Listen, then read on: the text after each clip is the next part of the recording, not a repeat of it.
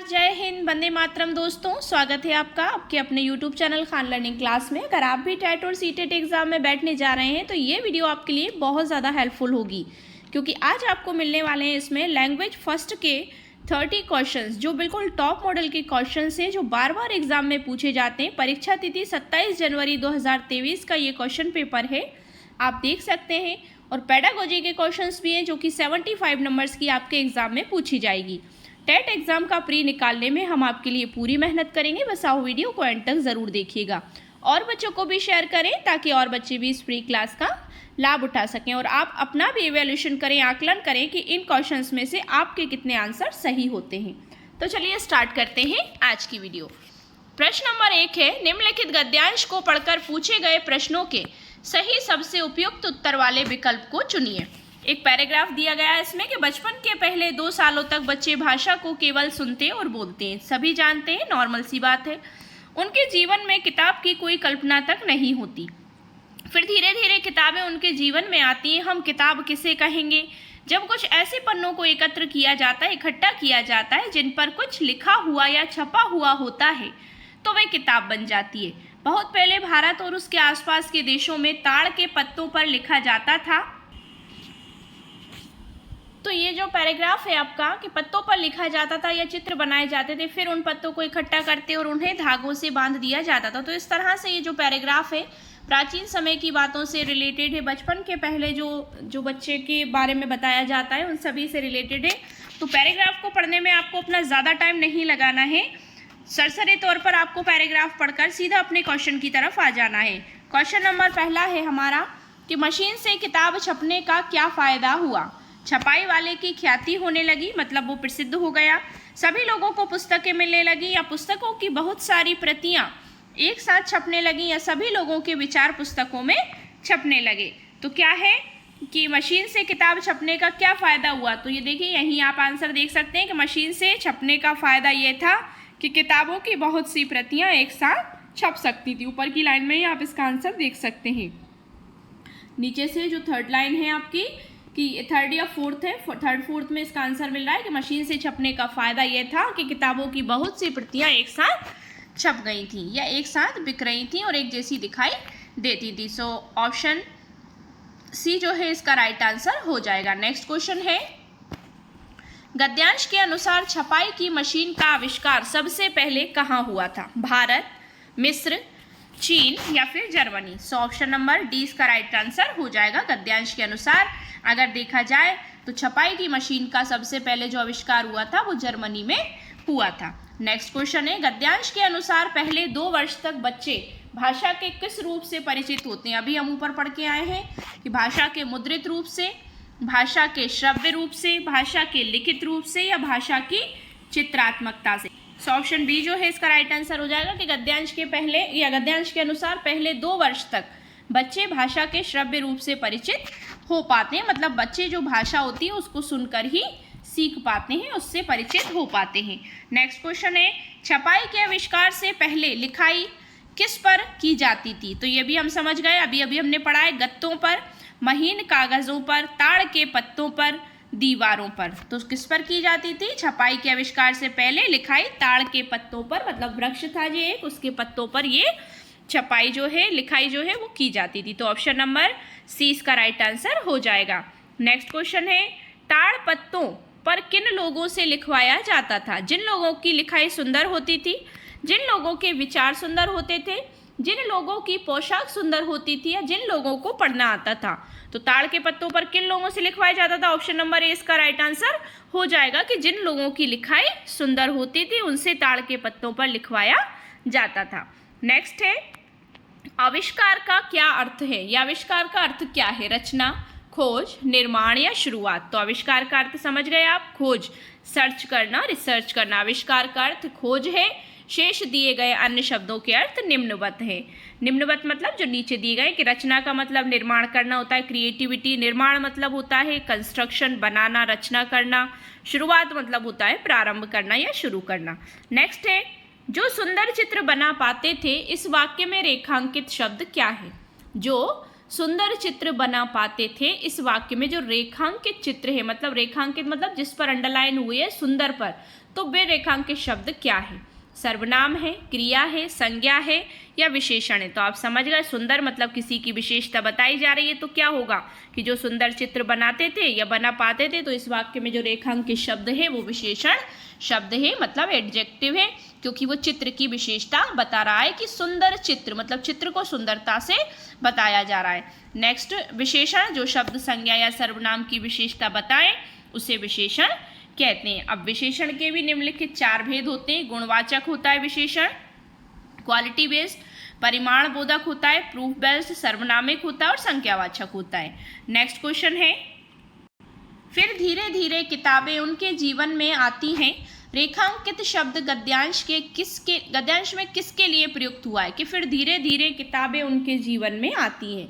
ताड़पत्र के लिए, बचपन के लिए, बच्चों के लिए या ताड़पत्र पर लिखने वालों के लिए? तो आप समझ गए, पैराग्राफ हम अभी पढ़कर आए कि धीरे धीरे उनके जीवन में फिर किताबें आती हैं, तो किसके लिए हुआ है? ये बच्चों के लिए हुआ है कि पहले तो वो उनसे बोलना सीखते हैं, सुनकर बोलते हैं, और फिर धीरे धीरे उनको किताबों का अभ्यास होता है कि ये किताब है, इसमें ऐसे तरह से लिखा होता है, तो फिर धीरे धीरे किताब उनके जीवन में आती है। तो रेखांकित शब्द उनके से मतलब बच्चों से है।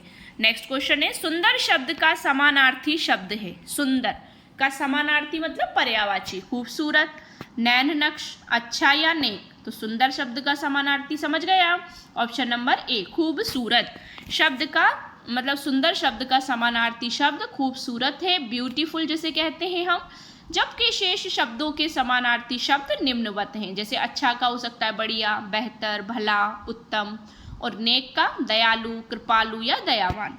सो इस तरह से हो जाएगा। ये 9 क्वेश्चन थे हमारे गद्यांश से। अब हमारा आता है पद्यांश मतलब काव्यांश। तो 10 से 15 तक जो हमारे क्वेश्चंस चलेंगे वो काव्यांश के होंगे। निम्नलिखित काव्यांश को पढ़कर पूछे गए प्रश्नों के सही सबसे उपयुक्त उत्तर वाले विकल्प चुनिए। ये बच्चे उतने बच्चे नहीं कि इनमें कभी कभी ढूंढ सकें हम अपना बचपन, इनकी उम्र तो इनकी असल उम्र से भी ज़्यादा लगती है, कभी कभी तो हमसे भी ज़्यादा। इनकी आत्माओं में गौरैयों के घोंसले नहीं हैं, लेकिन नई चीज़ों के बारे में ये हमसे ज़्यादा जानते हैं। हम जिन तकनीकी उपकरणों के सामने पहुँचते ही अचकचाकर ठिठक जाते, मतलब हैरान हो जाते हैं, कुंठ होकर ये बिना किसी हिचक के दबाना शुरू कर देते हैं। उसके बटन ना कोई घबराहट, ना गलती हो जाने की आशंका। विश्वास से भरे हैं इनके चेहरे, जिन रास्तों की इन्हें खबर नहीं, खोज लेंगे ये। इनकी आत्माओं में गौरैया के घोंसले नहीं हैं, वाक्य से अभिप्राय है। सो ये प्रश्न है हमारा। तो हमारी ये कविता जो है बच्चों की, जो आजकल बच्चे बहुत ज़्यादा अपडेट है, सबसे जो चीज़ें आज के समय में हमें नहीं पता वो बच्चों को पता होती हैं, तो उससे रिलेटेड ये पोइट्री है। तो इससे रिलेटेड अब क्वेश्चन देखते हैं कि इनकी आत्माओं में गौरैया के घोंसले नहीं हैं, वाक्य से अभिप्राय है। बच्चों को किसी बात का ज्ञान नहीं है, बच्चों में मासूमियत नहीं रह गई है, या बच्चे गौरैया का घोंसला नहीं पहचानते, या फिर बच्चे जंगलों में घूमना पसंद करते हैं। So right answer option number B कि बच्चों में मासूमियत नहीं रह गई है, बच्चे बहुत ज़्यादा एक्टिव हो चुके हैं। नेक्स्ट क्वेश्चन है, कवि के अनुसार आज के समय के बच्चों में हम अपना बचपन क्यों नहीं देख सकते? कवि के अनुसार कवि कह रहा है कि आज के समय के जो बच्चे हैं उनमें हम अपना बचपन क्यों नहीं देख सकते। इनका शारीरिक गठन हमारी पीढ़ी से बिल्कुल भिन्न है, मतलब अलग है। ये अपने बचपन में झांकने की अनुमति नहीं देते हैं, ये हमारी पीढ़ी वाले खेल नहीं खेलते, या इनकी भाषा हमें बिल्कुल भिन्न है, या हमसे बिल्कुल भिन्न है, अलग है। तो कवि के अनुसार आज के समय के बच्चों में हम अपना बचपन क्यों नहीं देख सकते? ऑप्शन नंबर सी, ये हमारी पीढ़ी वाले खेल नहीं खेलते हैं, क्योंकि जो खेल हम खेला करते थे वो आज के बच्चे नहीं खेल रहे हैं, तो उससे हम इनको अपने आप से भिन्न कर सकते हैं। नेक्स्ट है, आज के बच्चे किन चीज़ों के बारे में हमसे अधिक जानते हैं? तकनीकी उपकरणों का प्रयोग, पक्षियों का रहन सहन, वयस्कों का बचपन या अपना इतिहास। तो आप समझ गए, ऑप्शन नंबर ए जो है इसका राइट आंसर हो जाएगा कि तकनीकी उपकरणों का प्रयोग, मतलब बच्चे जिन चीज़ों के बारे में हम नहीं जानते उनके बारे में बच्चे जान लेते हैं। नेक्स्ट क्वेश्चन है, जिन रास्तों की इन्हें खबर नहीं है, कवि किन रास्तों की ओर संकेत कर रहा है? जो रास्ते विद्यालय की ओर जाते हैं, ये जिस तकनीकी से अभी परिचित नहीं है, मतलब अपरिचित हैं, ब्रह्मांड के रहस्य हैं, या वयस्कों की कार्यशैली है। तो जिन रास्तों की इन्हें खबर नहीं है, कवि किन रास्तों की ओर संकेत कर रहा है। सो राइट आंसर क्या हो जाएगा? राइट आंसर हो जाएगा ऑप्शन नंबर बी कि ये जिस तकनीकी से अभी परिचित नहीं है, मतलब अपरिचित हैं, उन्हें उनका कोई ज्ञान नहीं है। नेक्स्ट क्वेश्चन है, नीचे दिए गए शब्दों में से कौन सा शब्द भिन्न है? कुंठ, कुंठा, कंठ या कुंठित। तो कौन सा शब्द अलग है इससे? तो वो शब्द अलग है ऑप्शन नंबर सी, कंठ। कंठ यानी तो गला होता है, सॉरी।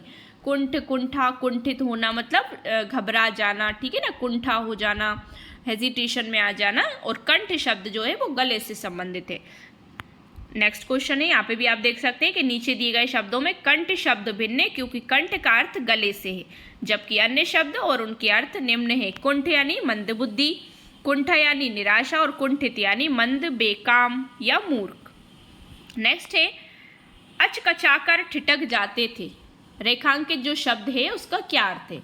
अचकचाकर, अचंभित होकर, झुंझलाकर, हड़बड़ाकर या फिर घबराकर। सो ऑप्शन नंबर डी जो है इसका राइट आंसर हो जाएगा कि अचकचाकर मतलब घबराकर ठिठक जाते थे, रेखांकित शब्द का अर्थ घबराकर, और शेष दिए गए जो अन्य विकल्प है वो असंगत है। सो नेक्स्ट क्वेश्चन है इसका, वे पुस्तकें जिनमें शब्द ना लिखे हों या बहुत कम शब्द लिखे हों जो बच्चों के दृश्यात्मक चिंतन और अवलोकन कौशल में वृद्धि करती है, उन्हें क्या कहा जाएगा? वे पुस्तकें जिनमें शब्द ना लिखे हों और बहुत कम शब्द लिखे हों, तो वे बच्चों के दृश्यात्मक चिंतन और अवलोकन कौशल में वृद्धि करते हैं, उन्हें क्या कहा जाएगा? चित्रात्मक पुस्तकें, विश्वकोश, मिथक और अनुश्रुति, या वास्तविक वस्तुएं। सो राइट आंसर हो जाएगा ऑप्शन है चित्रात्मक पुस्तकें कहेंगे, क्योंकि आजकल के समय में बच्चों को ज़्यादातर पिक्चर्स वाली पुस्तकें दी जा रही है कि बच्चे उनको देखकर सीखें, उनका प्रयोग समझें, उनको देखकर सीखें। पिक्चर बताई जा रही है कि इसमें क्या हो रहा है, उसके माध्यम से बच्चों को पढ़ाया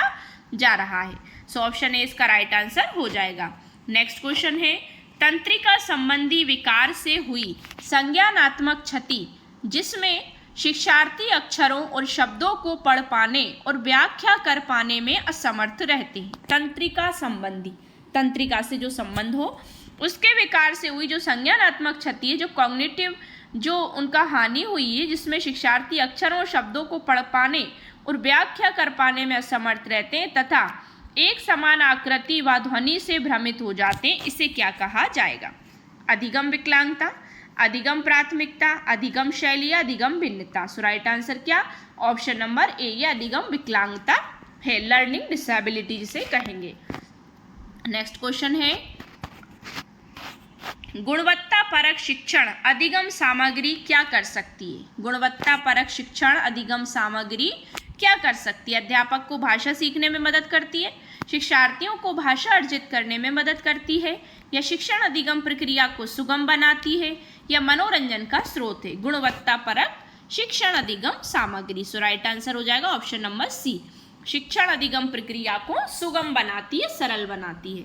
नेक्स्ट है, वे शिक्षण सामग्री जो कुछ निश्चित कौशलों जैसे पठन, श्रवण, उच्चारण आदि के लिए, मतलब श्रवण उच्चारण आदि के लिए उन्हें क्या कहा जाता है?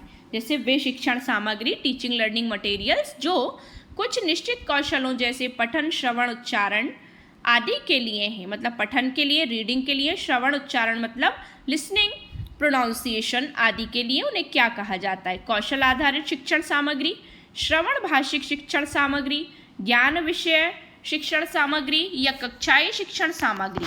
सो राइट आंसर क्या हो जाएगा इसका? ऑप्शन नंबर बी जो है इसका राइट आंसर हो जाएगा कि वे शिक्षण सामग्री जो कुछ निश्चित कौशलों जैसे पठन, श्रवण और उच्चारण आदि के लिए हैं, उन्हें श्रवण भाषिक शिक्षण सामग्री कहा जाता है। श्रवण भाषिक शिक्षण सामग्री जिसमें पठन भी आ रहा है और श्रवणिक उच्चारण भी आ रहे हैं, तो दोनों से संबंधित हो जाएगी। ऑप्शन बी इसका राइट आंसर होगा। नेक्स्ट है, वे कौन सी त्रुटियां हैं? त्रुटियां मतलब मिस्टेक्स, गलतियां, जो बच्चे सामान्यतः तब करते हैं जब वे किसी स्वर या व्यंजन का उच्चारण नहीं कर पाते, मतलब वॉवेल और कॉन्सोनेंट्स का जो प्रोनाउंसिएशन है वो प्रॉपरली नहीं कर पाते, जब वे तेज़ी से वाचन करते हैं, मतलब लाउडली रीडिंग करते हैं, और किसी विशेष अक्षर को कहने में कठिनाई का अनुभव करते हैं, मतलब कोई ऐसा अक्षर आ जाए या कोई संयुक्त व्यंजन आ जाए उसको बोलने में कठिनाई होती है उन्हें, तो यह उनके स्वनिम स्तर को प्रभावित करती है। उच्चारण, वर्तनी, कोश विषयक या फिर संस्कृति। तो वह कौन सी त्रुटियां हैं? तो राइट आंसर क्या हो जाएगा कि वह है उच्चारण, क्योंकि बच्चे प्रॉपरली किसी डिफिकल्ट वर्ड का प्रोनाउंसिएशन नहीं कर पा रहे हैं, उसे ठीक से बोल नहीं पा रहे, तभी शिक्षकों को ये सहायता उन्हें प्रदान करनी होती है। तो ऑप्शन ए इसका राइट आंसर हो जाएगा।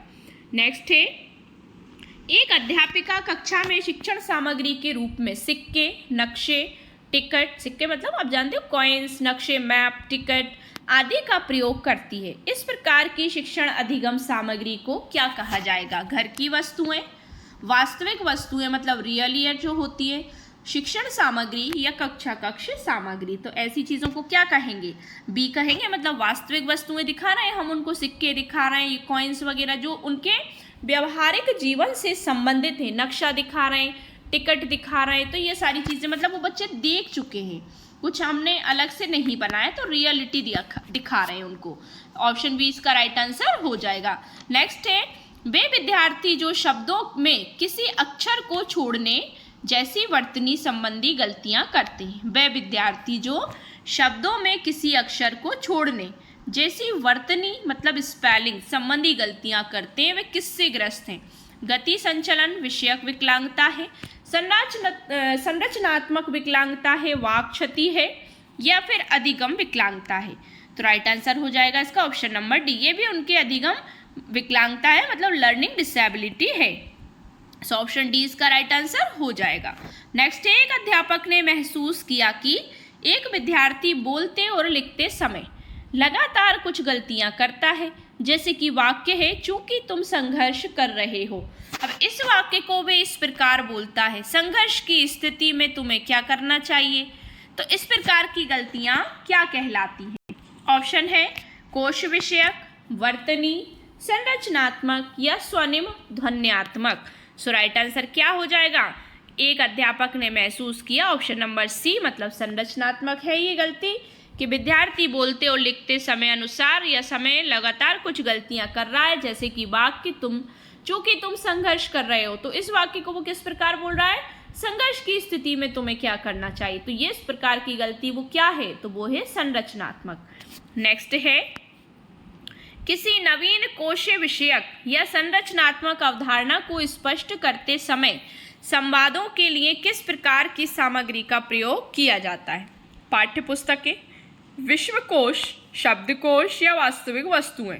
मतलब किसी नवीन कोश विषयक, नवीन विषय से जुड़ा या संरचनात्मक अवधारणा हो, क्रिएटिविटी कॉन्सेप्ट हो, को स्पष्ट करते समय संवादों के लिए किस प्रकार की सामग्री का प्रयोग किया जाता है? तो पाठ्यपुस्तकें, विश्वकोश, शब्दकोश या फिर वास्तविक वस्तुएं। तो किसका होगा? ऑप्शन नंबर डी, वास्तविक वस्तुओं के माध्यम से हम उन्हें संरचनात्मक अवधारणा को स्पष्ट करते समय संवादों के लिए किस प्रकार की? तो वो है वास्तविक वस्तुएं, उनके माध्यम से हम उन्हें अच्छे से इसका प्रयोग करना सिखा सकते हैं।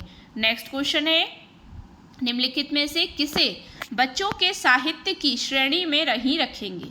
मतलब निम्नलिखित में से किसे बच्चों के साहित्य की श्रेणी में नहीं रखेंगे? चित्रात्मक पुस्तकें, विश्वकोश, मिथक और अनुश्रुति, इतिहास के नायकों की कहानियां। सो राइट आंसर क्या होगा? ऑप्शन नंबर बी, विश्वकोश को नहीं रखेंगे, क्योंकि विश्वकोश को बच्चों के साहित्य की श्रेणी में नहीं रखेंगे, जबकि चित्रात्मक पुस्तकें, मिथक और अनुश्रुति तथा इतिहास के नायकों की कहानियां बच्चों के साहित्य की श्रेणी में रखे जाते हैं। सो ऑप्शन नंबर बी जो है इसका राइट आंसर हो जाएगा। नेक्स्ट क्वेश्चन है, भाषा संबंधी गतिविधियों के चयन के मानदंड क्या हो सकते हैं? भाषा संबंधी जो लैंग्वेज रिलेटेड एक्टिविटीज़ होती है उनके चयन के जो मानदंड है वो क्या हो सकते हैं? अभ्यास के लिए पर्याप्त कार्यपत्रक यानी वर्कशीट, प्रतिदिन शब्द भंडार और वाक्य, सीखने योग्य, विस्तार और शिक्षण योग्य या भाषा के नियमों पर केंद्रित। सो राइट आंसर हो जाएगा ऑप्शन नंबर सी, सीखने योग्य, विस्तार और शिक्षण